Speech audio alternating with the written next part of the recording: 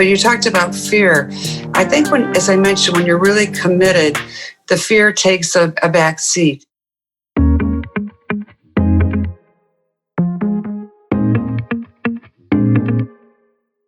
Hey y'all, I'm Kimberly Warner, mama of two, lover of shoes, and serial entrepreneur.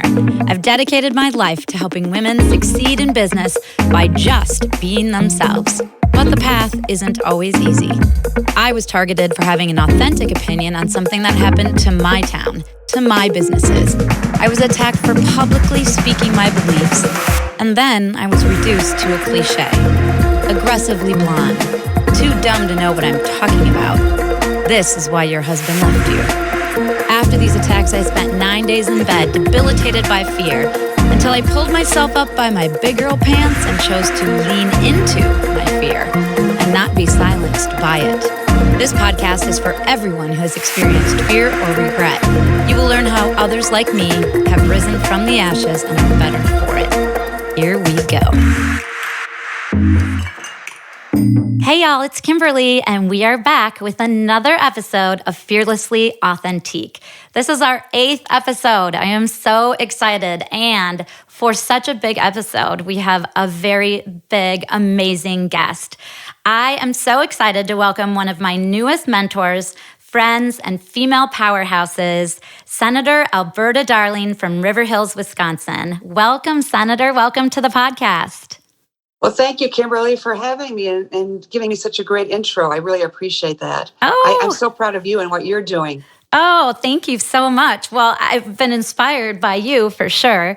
And well, thank you. I just want to give a little bit of background. So you were elected to the State Assembly in 1990.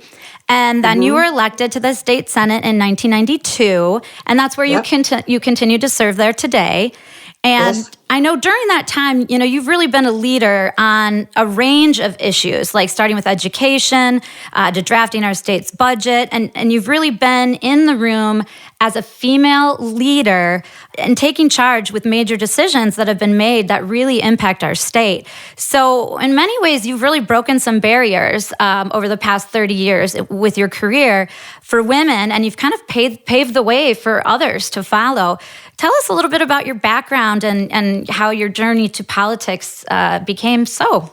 Well, thank you, Kimberly. Actually, it all started when I was a young mom, and I was very involved in the community. My background had been in teaching, and I was a marketing director for the Art Museum and other architectural firms. And I was very involved in the community. I was on a lot of boards, and I was just thinking that I needed to get to where I could affect policy because I was very involved in children's issues.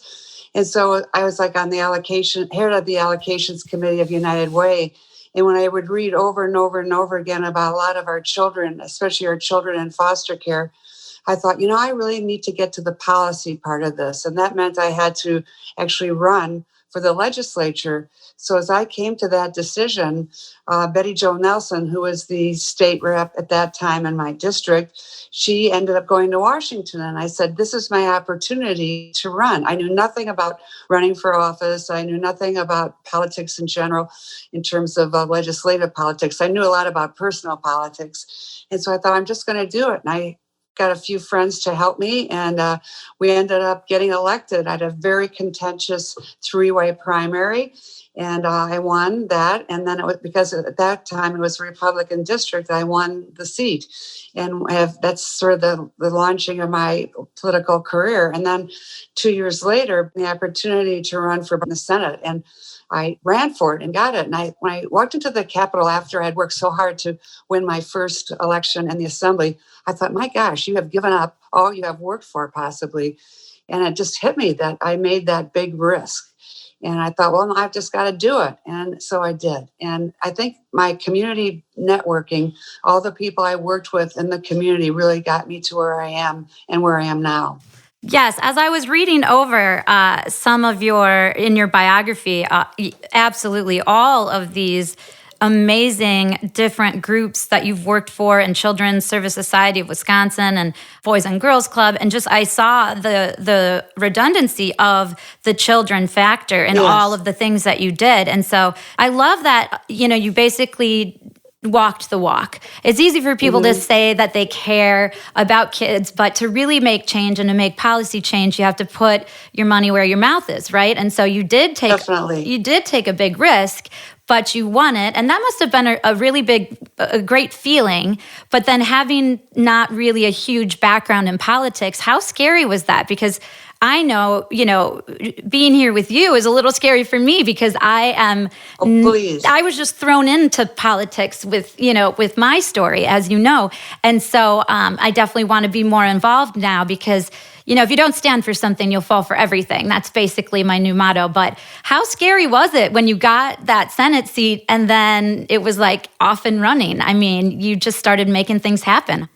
Well, I was so happy to have won the election. Actually, Barb Ulichny decided not to run. So that made my run much easier because she was the incumbent and I had an opponent who was not nearly as qualified as Barb. So I really lucked out there. And when I got to the Senate, there weren't very many women there. And I just set my goals. I was going to work for children. I was going to work on the economy because families have to have jobs and good paying jobs. So they went hand in glove. And because I was a teacher, a high school English teacher, I was very, very interested in education. So I really sunk my teeth into all those three issues, and I'm still working on those issues to date. In fact, I'm going to be the chair of the Senate Education Committee, which I'm very proud of. Yes, I just saw that. Congratulations. Congratulations on that. Well, thank you. And I was previously the co-chair of finance. I was the finance budget chair, and I had that position for over 12 years and launched with John Nygren and Robin Voss 6 budgets. So I had quite a bit of experience in knowing what the budget was made of, how to get it done, what the issues are, how to get people to work together to make things happen. So that work on the budget committee was just fascinating and really gave me an understanding of all the different facets of government. And it really gave me the courage to say, you know what? This is a great experience. I'm going to keep working on this. Well, and as you mentioned, Senator, a little earlier, what was your experience working as you're breaking into politics, particularly as a woman 30 years ago? Now, because I imagine you were one of the first, and it was kind of like a good old boys club, if I can say it that way. I would imagine lots and lots of men. How did you feel? Was there fear? How did you break into that? I mean, I know you a little better than probably everyone else that's listening right now, and I know that you are just gutsy, and you're like me. You're in a small package, but you're like small but mighty. That's what I say about myself, small but mighty. Oh, thank you. Certainly are. Was there fear that went with that, though? Well, I think when you're really committed to what you want to do, there's a certain drive there and an energy there that propels you on. And so you kind of dampen down the fear aspect. Actually, Margaret Farrow was in the Senate before me, and she was a great mentor. And then after I got in, Peggy Rosenzweig and Jody Hilsman came in along with Mary Panzer. So we developed a really great network of women. And I must say that I worked very hard to get all those women elected. Not that I'm taking credit for that, because I'm not. Sure. They were great candidates, and they had wonderful backgrounds. But we really worked to have a presence in our Senate. And at one point, the women were the majority. It was amazing. Yeah. We had a lot of dynamite women, and that was a great experience. But you talked about fear. I think as I mentioned, when you're really committed, the fear takes a back seat. And obviously it's there. Every once in a while you wake up and go, oh my gosh, what am I doing? And you start to doubt where you're going, and then you put that down and go forward. Going forward, just having the courage and putting down an action plan. So you do step by step by step by step by step until you get there. It's taking one step at a time.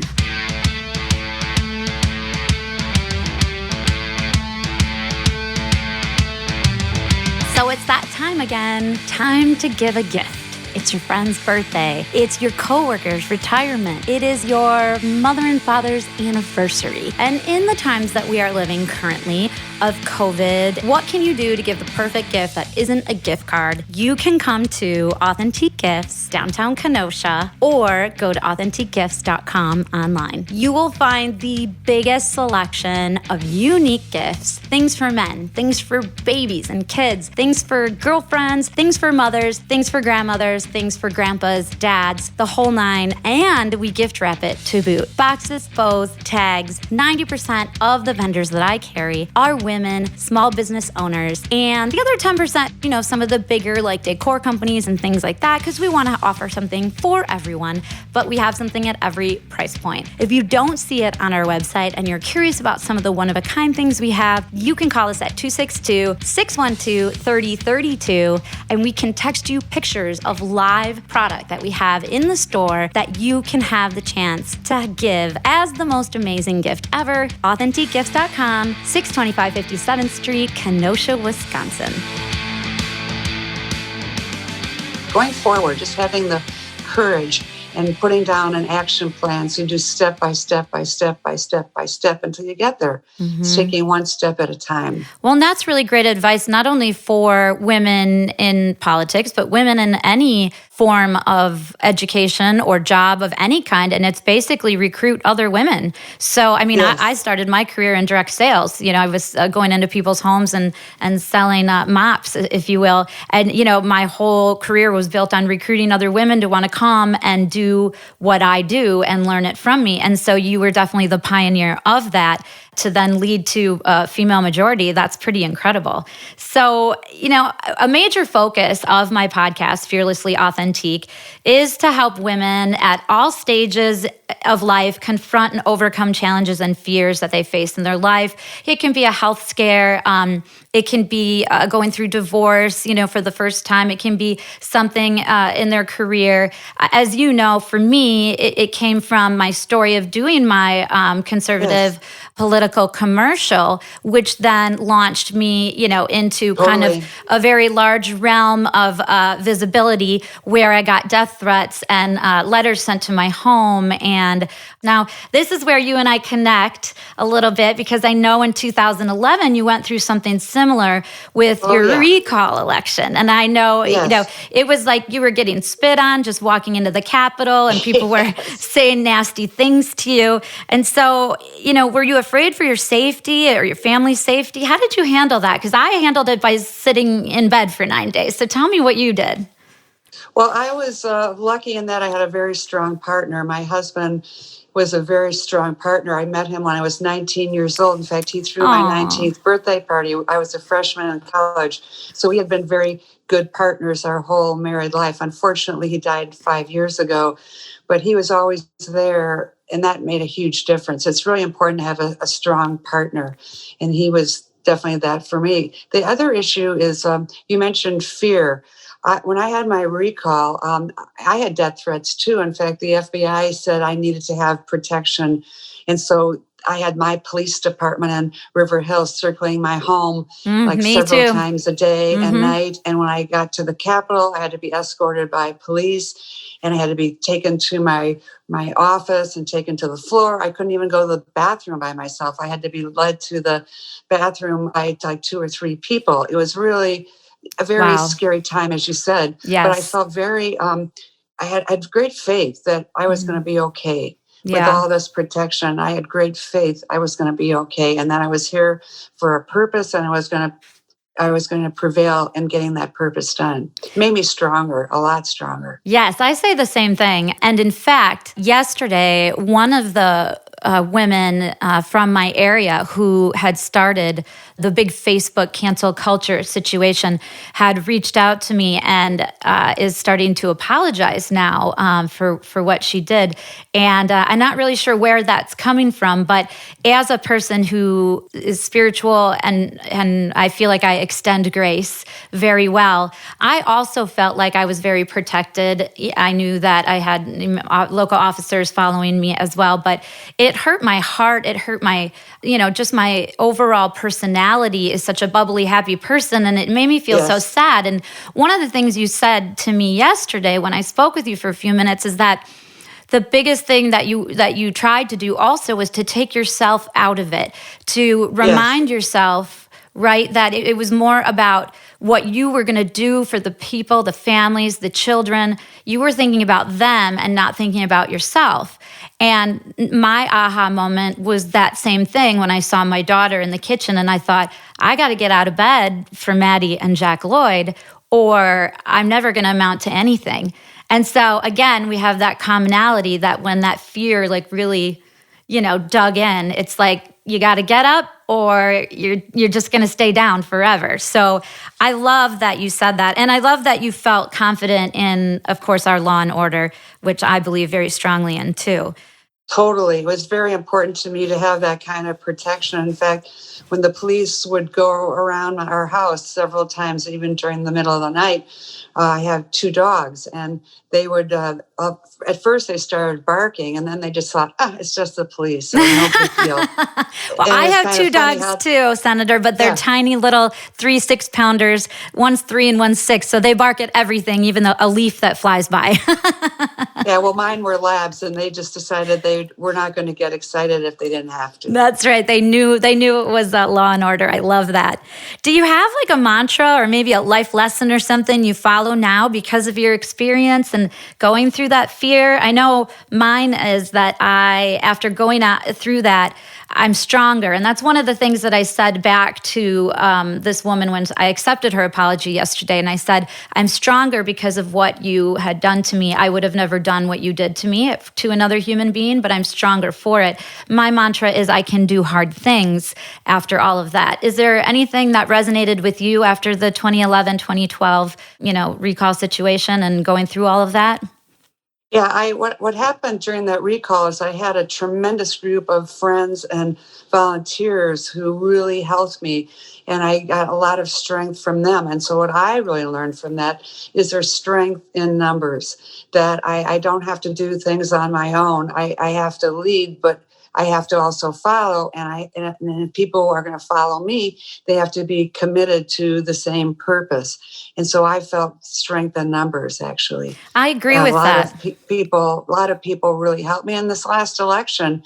I was wondering, because I hadn't had a real active election for 8 years. I thought, how am I going to get my volunteers to believe that this is really a real race? And they just came out of the woodwork for me, and it was great. I had 3 or 4 people say, we're going to work on these different parts of your district. We'll each take a certain part, and we'll build the volunteer base with you. And they did. It was just amazing to me, and I'm forever grateful to them. Yeah, I think I met some of those ladies at the luncheon where I met you. Yes, and you did. Patty Ryman. Yes. You met Patty and Kathy Kiernan.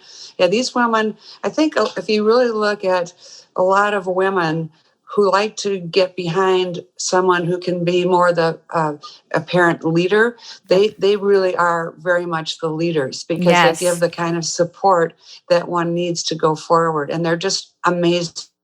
And I think also that if you surround yourself with the right people, and especially the people that maybe are better at things that you are not great at. So I have a team of 3 people that surround me that are full-time, and they all excel at things that are totally different than what I excel at. And so when you create that, trifecta or fourfecta or fivefecta or however you say whatever you need. However you say that, once you create that and you create that loyalty, those people, they just show up for you every single time. And that is a mantra I always want to get out to other women, is to surround yourself with people that are talented in other ways than you are, but that also you create this bond, these friendships, all of that you have that connected loyalty back and forth.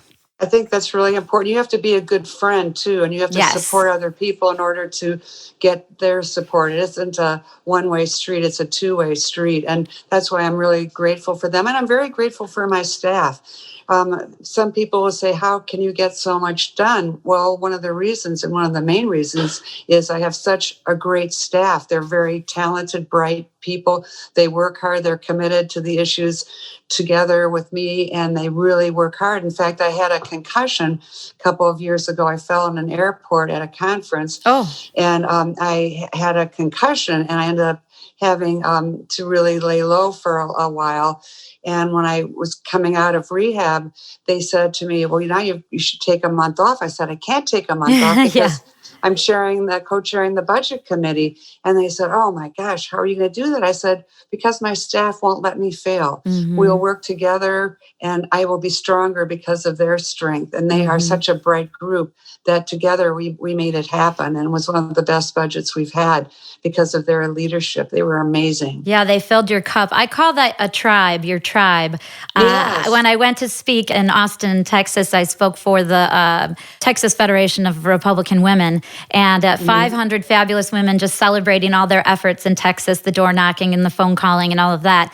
And someone came up to me after my keynote speech, and, she was writing a magazine, a conservative magazine. She's done it for 20 years, and she was getting, flack as well from people. And she said, how do you keep going? Like, how do you just keep doing it? And I thought to myself, how is this woman who's been a conservative professional writer for 20 years coming up to ask me, how to get through this? And the only advice I had is to find your tribe. You have to stick with the people that believe in what you're doing, that want to read your magazine, that give you the positive things, and let go of all of the negative, because that's only going to drag you down. So, yeah, having a great tribe.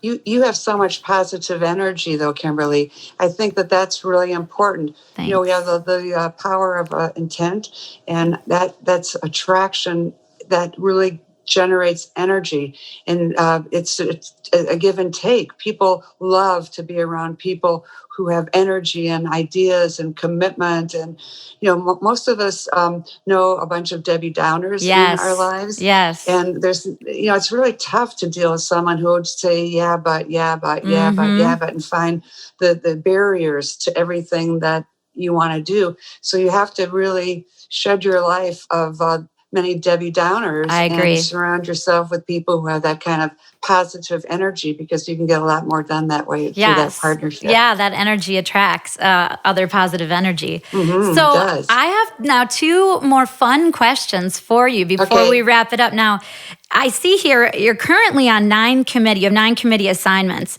And now you said you have a great staff that helps you and fills your cup. And I know you have a family and you have some littles. You have 3 little grandchildren. I do. Right? And so you're a grandma also, as well as a mama. And so do you ever have time to relax? And if you do, what is one of your favorite things to do during your downtime, when you take some downtime? Because sometimes for people like us that are high energy, my brain is a hamster wheel. It literally is going 24/7. So if I try to do yoga, I'm just thinking about where I have to be next and what I have to do next. So that's definitely not something I do to relax. What do you do?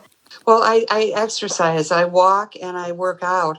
And I try to keep in as good shape as I can, because if you stay in decent shape, you have more energy. So that's my downtime. I really love to just say, this time is for me. I'm going to work out. I try to work out at least 3 to 4 times a week.